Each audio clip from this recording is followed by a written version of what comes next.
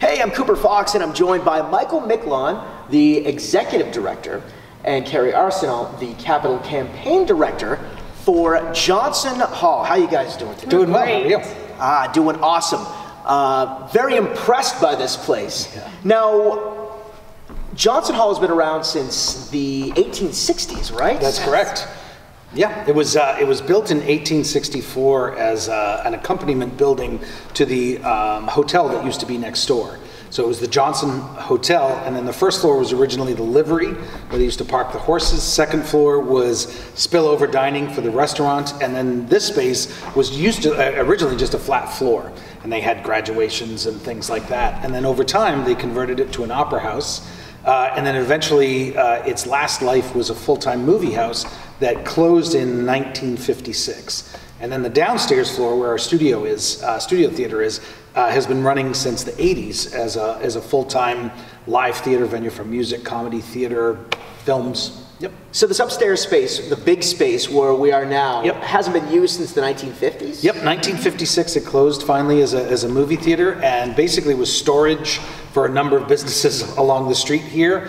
And basically when it was bought in the 80s, they started the dream of renovating the space. And so here we are almost 30 years later, and we're doing it. That's awesome. Yeah. Now, even in the condition it's in right now, this place is amazing. Yeah, it's going to be great. It is. Now, what are the plans for the renovations? Tell them, Carrie.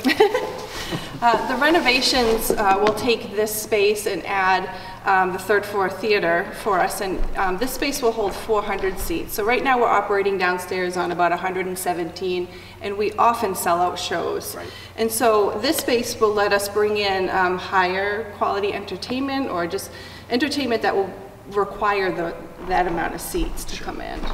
No, what's the time frame on getting this place to where it? That's always the big question, right? So I'd say it always comes down to, once we have all of the $4.8 million to renovate the building pledged, then we can start construction. And when that happens, it'll take about 11 months from the start to opening. And where are we, Carrie? Right now we're at 54%, a little over 54%. So we're doing very well on our timeline. The hope would be that we would have this space open by late 2019. Yep. And so that's not very far away. Not at all. Right, so. Now, what are some of the projects you have in the What are some projects you have in the works to raise the remainder of the money? Want me to take this one? Take it. So there's a variety of different ways in which the whole $4.8 million comes to be. A big part of it is foundations and grants. So we have a committee of people, and we've identified certain people in the committee who are responsible for finding the grants we can apply for and actually going through the application process with us. So we are doing that. We also have the other committee members who are out in the community talking to people, spreading the word about what we're doing, getting people interested in the project, offering tours. People can come in at any point to see this space in person.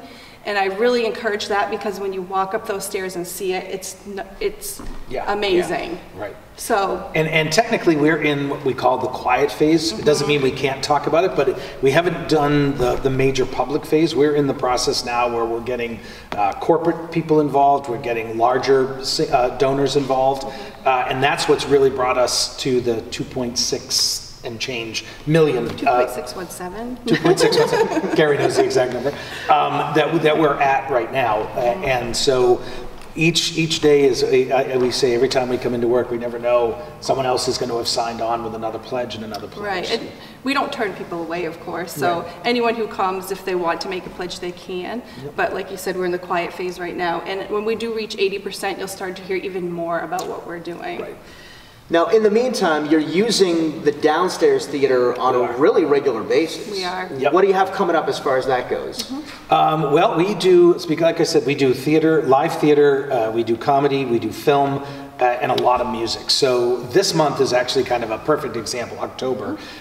We have a film coming up, a documentary film, part of our food, film, and conversation series, where we partnered with the Gardner Food Co-op, and we People can come in, they get food at the co-op, come in, and we have a filmmaker come in and talk about their work, and then we show the film, do a question and answer.